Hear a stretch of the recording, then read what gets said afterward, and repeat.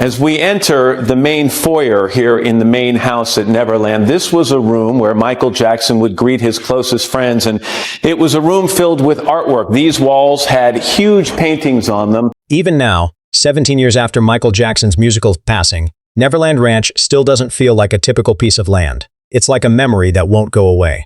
In an odd turn of events, it has returned to the conversation. Hollywood returned to film there, not because it was put on the market.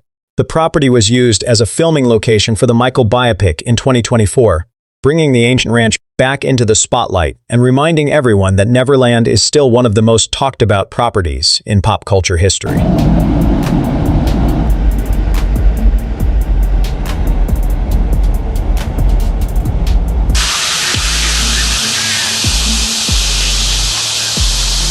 Down the stairs, and here is the master bedroom.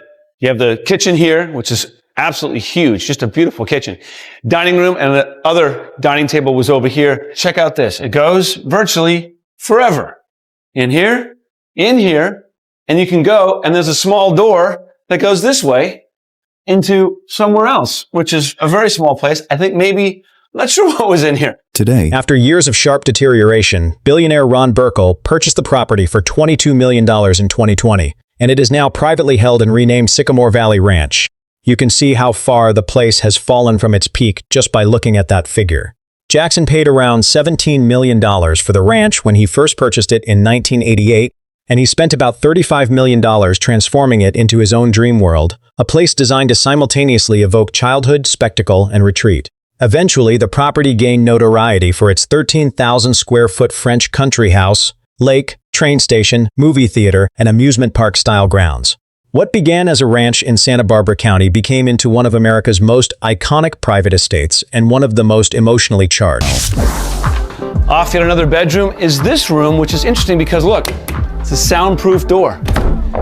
Listen to the sound. It's fantastic in here. And now we go to Disneyland, or what Michael recreated to look like Disneyland, the famous train station.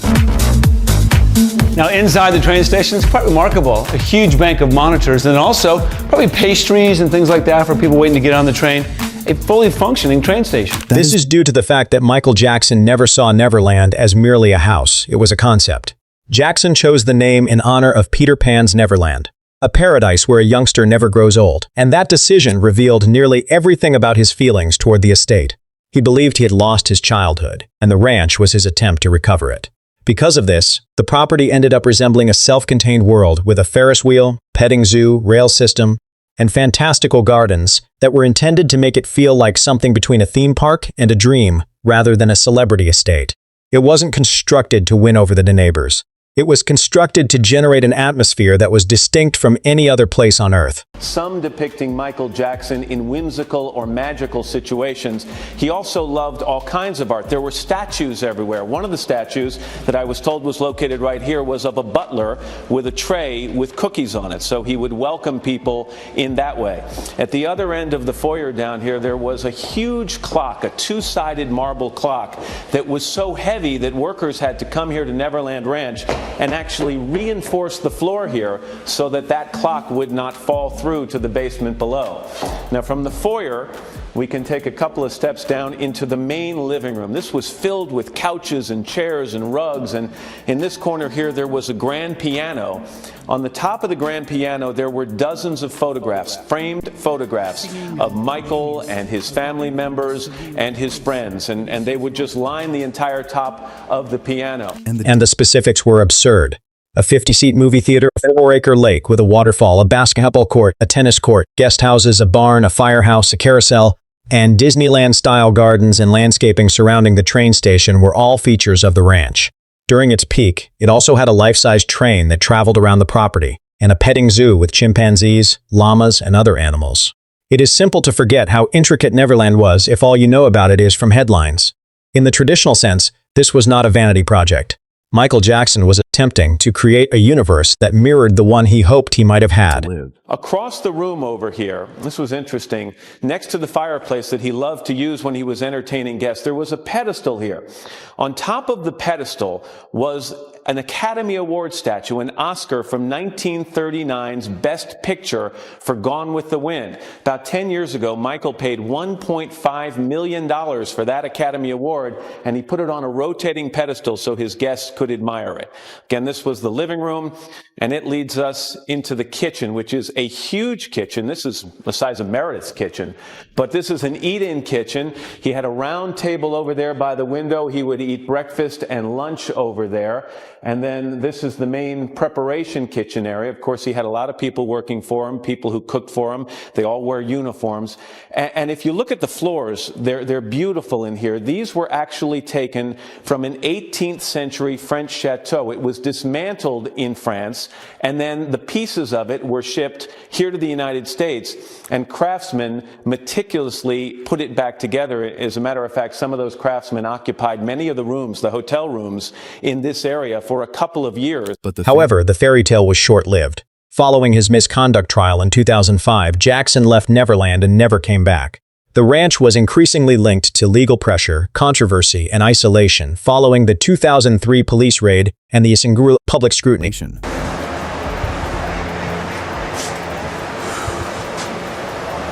guys need a uniform with you? Nice. How you doing? Sheriff's Department, you have a search warrant? For the manager here? Manager? Okay, I'm gonna get a uniform for you guys. Okay. Who else is here? Just you? Okay, why don't you stay here? Okay.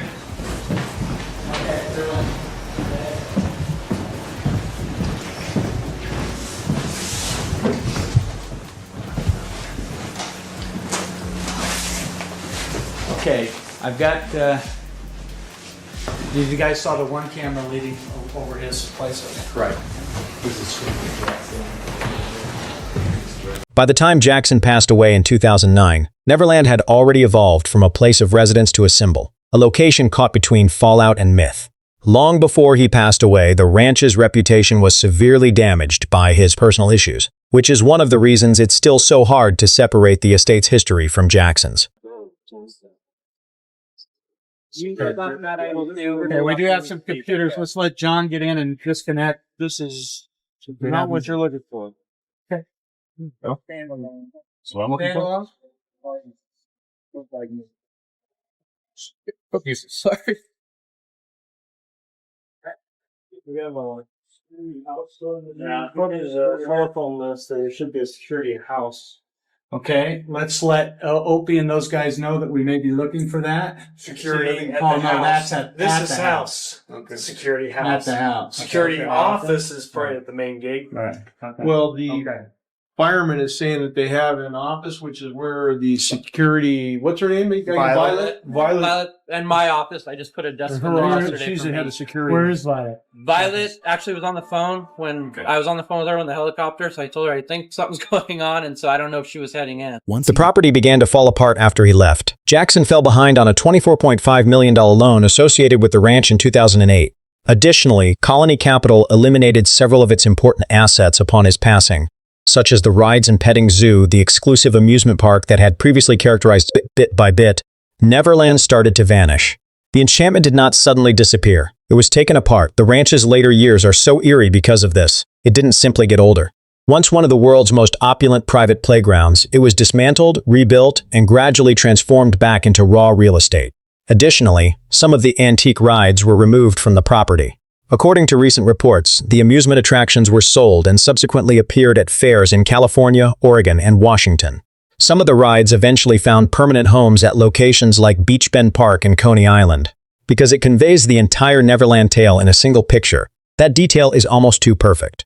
What had been a part of Michael Jackson's personal fantasy was dispersed, disassembled, and rehomed in fragments across the nation. Even the place's magic ended up moving. Let's go back to the beginning.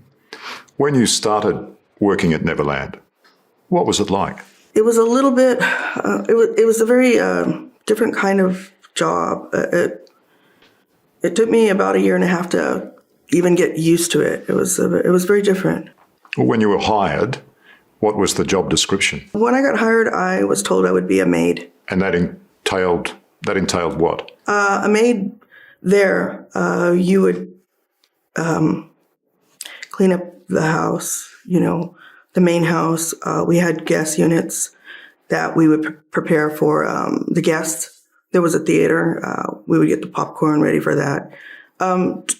Ice cream, just like a theater. In 2015, the property was initially advertised for $100 million. Burkle eventually purchased it in 2020 for $22 million after the price fell to $67 million and then $31 million. Because it demonstrates how much the estate had been diminished by time, neglect, and reputation. That transaction is among the most striking real estate tales connected to Michall Jackson's legacy. The final cost was nearly unbelievable for a location that had previously been meticulously tailored. Even though it was more of a land banking decision than a trophy buy, it was nonetheless the conclusion of a protracted and widely reported breakdown. Nevertheless, the property did not remain unaltered. By 2022, county officials were verifying that construction was taking place on the property, including obtaining licenses for electrical, roofing, and other modifications to already existing buildings.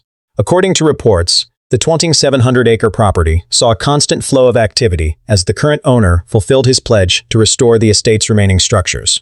This is significant because it indicates that Neverland is no longer merely a deserted shell. Even though the public will probably never be able to see it up close, it is a private, strictly regulated property that is still being worked on.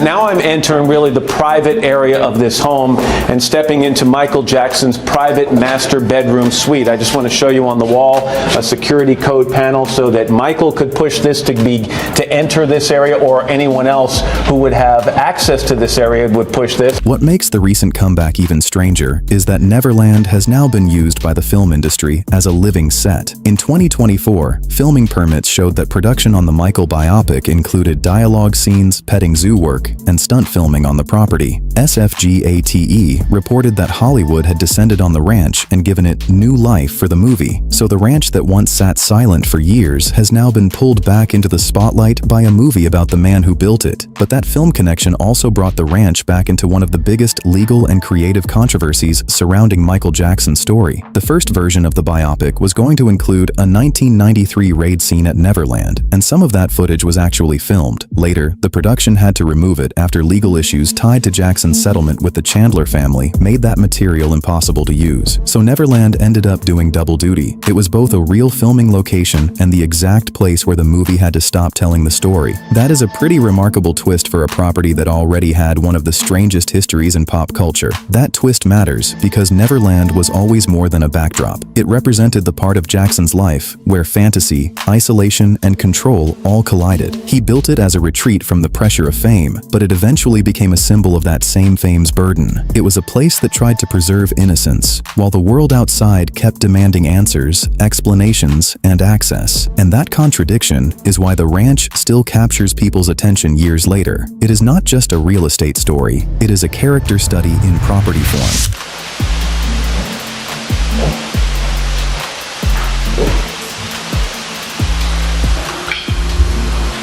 The property's physical size only adds to that feeling. Recent reporting calls it a 2,700-acre estate, anchored by a large Normandy-style main house and surrounded by land that once held as many as 22 structures, including a zoo, amusement rides, and landscaping that literally spelled out the word Neverland. That is the kind of scale that makes the ranch hard to think of as a normal house. Even now, when much of the original whimsy has been removed or altered, the sheer size of the property still makes it feel like an entire world, rather than a residence. He had so much stuff that there was no more room, and he kept bringing more stuff.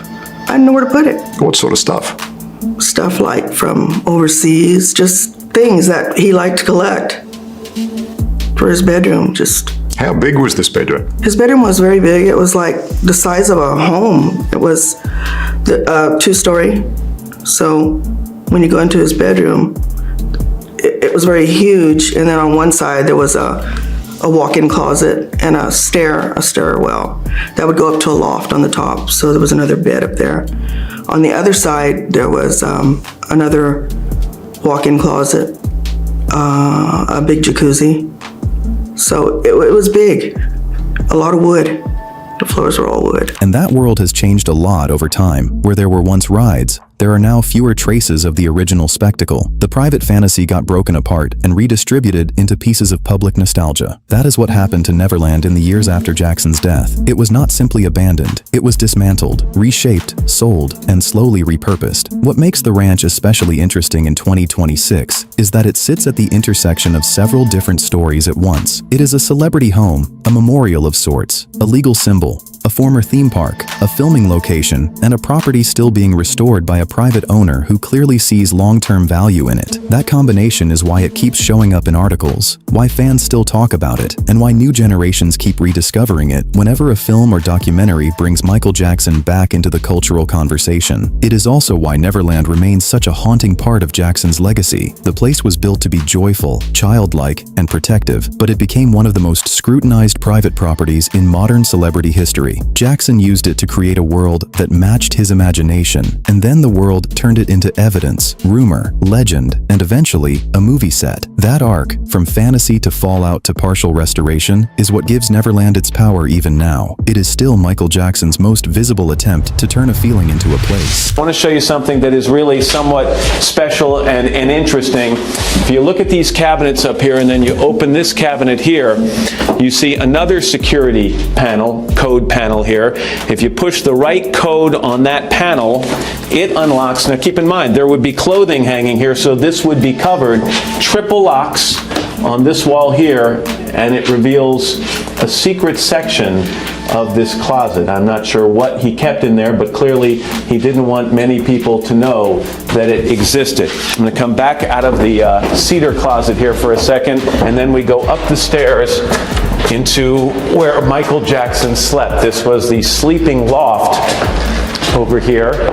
The bed was against this wall. It was a huge bed, and from what I understand from a friend of his who was here with me yesterday, the bedspread in this room was full sequins, just like many of the outfits that he wore. And that is what makes this place so fascinating. Neverland is not just about Michael Jackson's money, his fame, or even his controversies. It is about the dream he built to escape all three. It is about the fantasy of a childhood he felt he never got to have. It is about the way that fantasy grew so large that it became a landmark. And it is about how, even now, years after his death, and years after the property stopped operating as the wonderland he imagined, Neverland still manages to feel unfinished, still haunted, still alive, still Michael. So if you are looking at Neverland Ranch today, you are not looking at a simple mansion or a simple estate. You are looking at the remains of a private universe, one that once tried to turn pain into play and loneliness into spectacle. The rides may be gone, the name may have changed, and the land may now belong to someone else, but the story is still there, written into every acre of it. And that is why Neverland will probably keep coming back into the conversation every time his life does. It is still there, still enormous, still loaded with memory, and still capable of pulling attention whenever it reappears in the news. That may be the most Neverland thing about it. Even now, it refuses to stay out of the story. In concert, and of course, this was an area that was gone over by investigators, investigating that allegation of sexual misconduct that resulted in a trial back in 2005, and it was after that trial that Michael Jackson never returned to Neverland. Lots of fans have carved messages into these rocks. This one says, "Thank you, Michael, for everything." This one says, "Mexico will always love you." I can't read all of them. A lot of them are faded. MJ, thank you for everything. P.S. It's all for love. Happy birthday, Michael. We miss you. So what do you think about Neverland today? Drop your thoughts in the comments, and if you enjoyed this deep dive, make sure to like the video, subscribe for more, and turn on notifications so you do not miss the next one.